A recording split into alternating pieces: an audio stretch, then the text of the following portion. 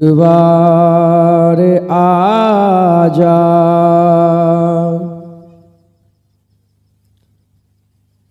खुदा दे वास्ते एक बार आजा खुदा दे वास्ते एक बार आजा के टुर चले आ तेरा बीमार आजा या रसूल अल्लाह खुदा दे वास्ते एक बार आजा अल्लाह तेरे बिन दिल मेरा एक पल नहीं रहंदा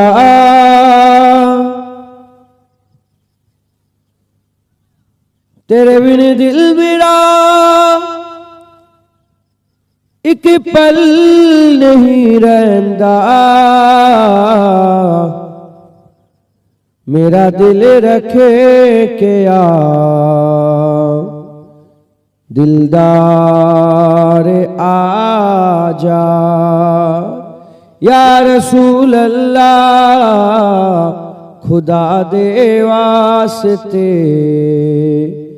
एक बार आजा अल्लाह कमा दे बोझने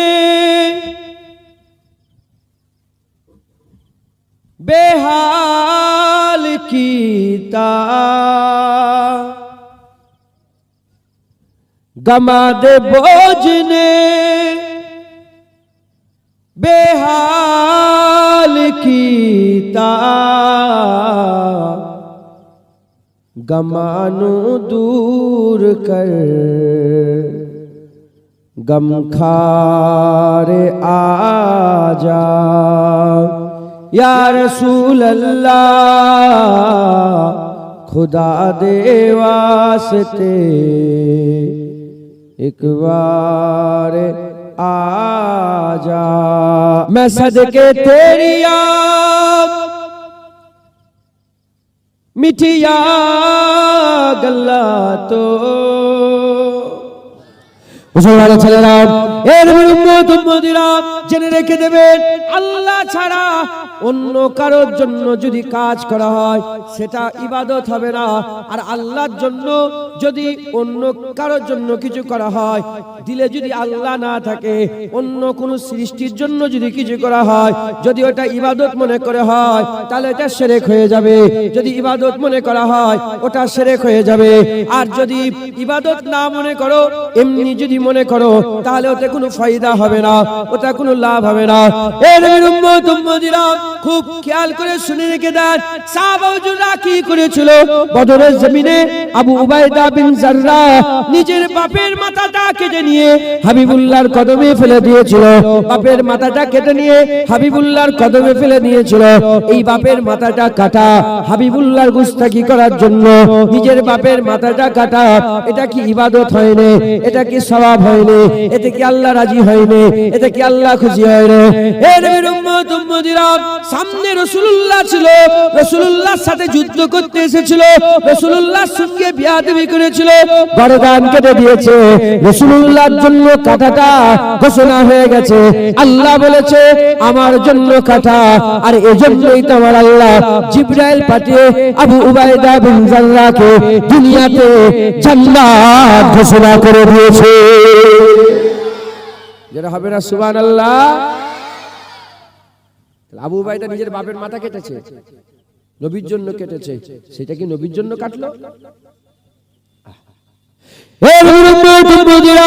দিল সাফ করে নেন, যারা নামাজ পড়ে আল্লাহর জন্য, রোজা রাখে আল্লাহর জন্য, হজ করে আল্লাহর জন্য, যাকাত দেয় আল্লাহর জন্য। নামাজ যেমন সেজদা আল্লাহর জন্য হয়ে যায়, রোজা যেমন আল্লাহর জন্য হয়ে যায়, বলতে হয় না, যাকাত আল্লাহর জন্য হয়ে যায়, আর কুরআন তেলাওয়াত আল্লাহর জন্য হয়ে যায়, কুরআন তেলাওয়াত আল্লাহর জন্য হয়ে যায়, সাফা মারওয়া সাই আল্লাহর জন্য হয়ে যায়, হাজরা আসওয়াদের চুমা আল্লাহর জন্য হয়ে যায়, কাবা শরীফের গিলাফ ধরে জড়াজড়ি করা, তাতে চুমা দেওয়া বুসা দেওয়া আল্লাহর জন্য হয়ে যায়, সাফা মারওয়া সাই করা আল্লাহর জন্য হয়ে যায়। ঠিক ওইরূপ রাসূলুল্লাহর উপরে দরুদ পড়া আল্লাহর জন্য হয়, রাসূলুল্লাহর উপরে সালাম দেওয়া আল্লাহর জন্য হয়, নবীর মজলিস তৈরি করাটা আল্লাহর জন্য হয়ে যায়। বলে বলে দাঁড়িয়ে যাওয়া নবীর জন্য শিরক। নবীর জন্য দাঁড়িয়ে যাওয়া কি? আরে বাবা, সালাম কেমন করুনি তোমরা? দাঁড়িয়ে নবীকে সালাম দাও তো। এই নবীর লেগে দাঁড়িয়ে যাওয়া শিরক কেন? নবীর লেগে দাঁড়ালো, এটা ইবাদত মনে করছে, তাহলে কাফের হয়ে গেল, শিরক করলো, মুশরিক হয়ে গেল। ও শয়তান জানে না, যারা নবীর জন্য দাঁড়ায় আল্লাহর জন্য দাঁড়ায়, যারা নবীর জন্য দাঁড়ায় আল্লাহর জন্য। আর যারা বলছে এরা দেওবন্দি না, দেওবন্দি কোনোদিন এ কথা বলতে পারে না, এরা ওয়াহাবি। দেওবন্দীদের নাম বলে ওয়াহাবি, দেওবন্দীদের নাম খারাপ করছে। কেন? আমি নিজে দেখেছি, হ্যাঁ আমি পড়েছি, লক্ষ্য করেছি। হাজী এমদাদুল্লাহ মুহাজির মাক্কি তিনি নিজের বাড়িতে ঈদে মিলাদুন নবীও করতেন, আর রাসূলুল্লাহকে দাঁড়িয়ে দাঁড়িয়ে কায়াম দিয়ে সালাম পৌঁছাতেন। একবার জোরে বলেন সুবহান। যারা বলে পীর মুরিদি করা যাবে না, এ দেওবন্দি না, এ দেওবন্দীদের বদনাম করছে। দেওবন্দীদের মাথার মণি যারা আছেন, আনোয়ার শাহ কাশ্মীরি রহমাতুল্লাহ আলাইহ, হ্যাঁ তারপরে আসাফ আলী থানভী সাহেব রহমাতুল্লাহ আলাইহ, হাজী এমদাদুল্লাহ মুহাজির মাক্কি রহমাতুল্লাহ আলাইহ, ইনারা যারা আছেন ইনাদের সব পীর মুরিদির ব্যাপার। কথা ঠিক না ভুল বলে? সব পীর মুরিদি। ইনারা তরিকা মশক করে, ইনারা বসে বসে মাথায় হাত করে মুরাকাবা মুশাহাদা করে, মাথায় ঢুকছে। এরা ওয়াহাবি, এরা দেওবন্দীদের নাম ধরে ঢুকেছে। দিল সাফ করে নেন। যেমন নামাজে দাঁড়িয়ে গেলাম, নামাজে কায়াম করলাম, নামাজে দাঁড়িয়ে গেলাম, আল্লাহর জন্য দাঁড়িয়ে পড়লাম, ওই রকম দাঁড়া হাবিবুল্লাহর জন্য দাঁড়িয়ে পড়লাম, ওটাও আল্লাহর জন্য দাঁড়িয়ে পড়লাম, আল্লাহর জন্য দাঁড়িয়ে পড়লাম। খুব খেয়াল করে শুনে রেখে দেন, যত রকমের ইবাদত আছে, যত রকমের ইবাদত আছে, কোন ইবাদত করে কেউ বলতে পারে না, কোন ইবাদত করে কেউ বলতে পারে না আল্লাহ কবুল করে নিয়েছে, আল্লাহ কবুল করে নিয়েছে। আল্লাহ আমাদের করে বলছেন, ইয়া আইয়ুহাল্লাযীনা আমানু সাল্লু আলাইহি, এ ঈমানওয়ালা নবীর উপরে দরুদ পড়ো, সাল্লু আলাইহি, নবীর উপরে দরুদ পড়ো। এ নবীর উম্মত উম্মতিরা, আল্লাহ দরুদ পড়তে বলছে। দরুদ তো ইবাদত, নামাজ ইবাদত, রোজা ইবাদত, হজ ইবাদত, যাকাত ইবাদত, তাকওয়া ইবাদত, তাহারাত ইবাদত, জিকির ইবাদত, ফিকির ইবাদত, দরুদ ইবাদত। যত রকমের ইবাদত আছে, কোন ইবাদত কবুল হচ্ছে কি হয় না একে কোনদিন বলতে পারে না। কিন্তু মুমিন যদি হয়, জুবান দিয়ে বেরিয়ে গেল দরুদ, জুবান দিয়ে বেরিয়ে গেল রাসূলুল্লাহর জিকির, এদিক থেকে বেরিয়ে গেল ওদিকে আমার আল্লাহ বান্দার ইবাদত কবুল করে নিল। যারা হবে না সুবহানাল্লাহ।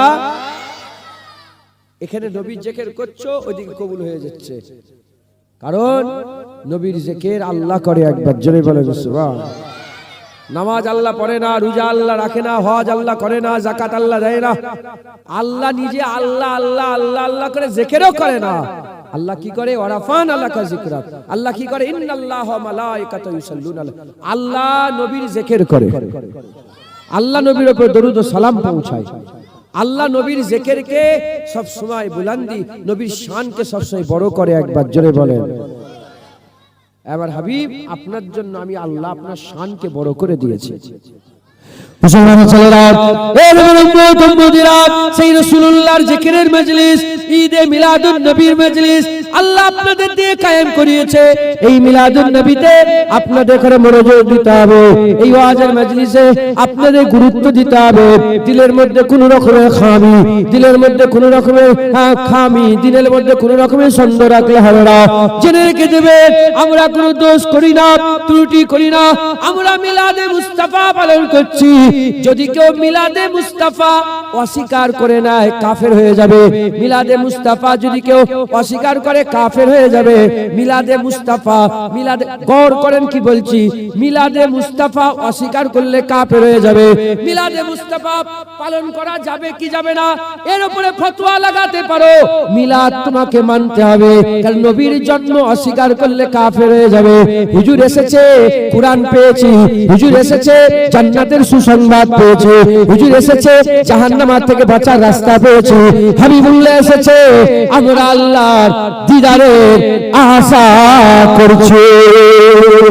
এর উম্মত উম্মতিরা, তাই মিলাদে মুস্তাফা অস্বীকার করা যাবে না। এবার প্রশ্ন, মিলাদ করা যাবে না যাবে না, প্রতি বছরে বছরে মিলাদকে সেলিব্রেট করা যাবে না যাবে না, এই নিয়ে যদি সংশয় থেকে থাকে, এই নিয়ে যদি দিলের মধ্যে খেয়াল থেকে থাকে, আমি আপনাদের বলতে চাই, সূরা মারিয়াম খুলে দেখে যান, সূরা মারিয়াম খুলে দেখে যান।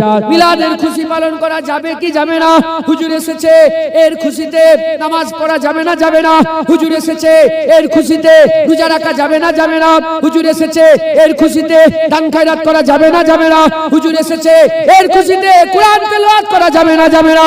এইটা যদি দিলের মধ্যে প্রশ্ন জাগে, সূরা মারিয়াম খুলে দেখে যান। আম্মা মারিয়ামের পেটের মধ্যে বিনা বাপে আমার আল্লাহ ঈসা রুহুল্লাহকে কুন ফায়াকুনের মাধ্যমে দান করে দিলেন। ঈসা রুহুল্লাহ লোকালয়ে ছেড়ে দিলেন, লোকালয়ে ছেড়ে দিয়ে ফাঁকা বিরান জায়গায় চলে গেলেন। যখন পেট বড় হয়ে গেল, বাচ্চা যখন পেটের মধ্যে বড় হয়ে গেল, বাচ্চা আসার সময় হয়ে গেল, আল্লাহ ফেরেশতা পাঠিয়ে দিলেন। ফেরেশতা এসে বললেন, এ আম্মা মারিয়াম, নিচের দিকে তাকান, আল্লাহ নিয়ামত পাঠিয়েছে। নিচের দিকে তাকাবার সঙ্গে সঙ্গে জমিন ফেটে গেল, ঠান্ডা পানির শরবতের চশমা আল্লাহ খুলে দিলেন। বলে উপর দিকে তাকান, উপর দিকে যাওয়ার তাকাবার সাথে সাথে গুছা গুছা খেজুর ফল ঝুলতে আরম্ভ করেছে।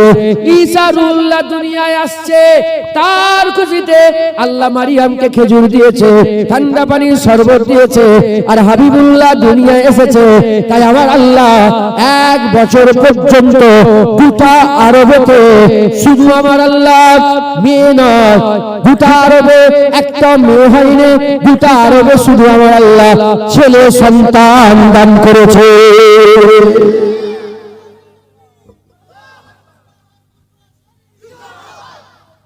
মুসলমান, আমি তো বলবো, আচ্ছা বলেন, এ তো ভাবনা, এ তো চিন্তা ফেকের, আমরা তো জানোয়ার না। আমরা কি জানোয়ার যে নাগল দিয়ে দিয়েছে, যেদিকে ছুটাচ্ছে ছুটবো? আল্লাহ বিবেক দিয়েছে, বুদ্ধি দিয়েছে, জ্ঞান আল্লাহ দিয়েছে না, দেয়নি? সেটাকে বিশ্লেষণ করার দরকার আছে না? আমি তো বলবো, এত লোক হয়েছে নবীর জেকের শোনার জন্য, এটা ভুল বললাম? আমি বলবো যে রান্না হচ্ছে আজকে নবীর জেকের শুনে লোককে খাওয়াবার জন্য, আমি ভুল বললাম? আমি বলবো যে এত পানি হয়েছে গত রাত্রের বেলায়, আল্লাহ দেখতে চাই, দেখাতে চাই যে দেখো এত কাদা পানি তো লোক মুস্তাফার জেকের শোনার জন্য জড়া হয়ে গেছে। এটা ফেকেরের ব্যাপার। আমি তো বলবো ঈসা রুহুল্লাহ এসছে বলে আল্লাহ খেজুর আর পানি খাওয়াচ্ছে। কোরআন শরীফে আছে ঘটনা, তার আগে তো খেজুর দেয় না, পানির চশমা খুলে দেয় না। হুজুর আসবেন, এর খুশিতে আমার আল্লাহ ফেরেশতা পাঠিয়ে খেজুর খাওয়াচ্ছেন। থুকা থুকা খেজুর হাতের লাগালে দিয়ে দিয়েছে, আর তো পায়ের তলা থেকে আল্লাহ পানি, ঠান্ডা পানির চশমা বের করে দিয়েছে। আমি বলবো ঈসা রুহুল্লাহ এসছে, আল্লাহ খেজুর খাওয়াচ্ছে আর শরবত খাওয়াচ্ছে আম্মা জানকে। উদ্দেশ্য তো এটা।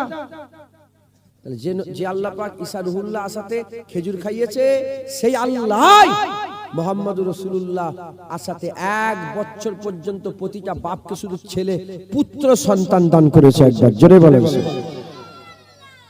মুসলমানের ছেলেরা, হুজুর পাক সাল্লাল্লাহু আলাইহি ওয়াসাল্লাম ঈদে মিলাদ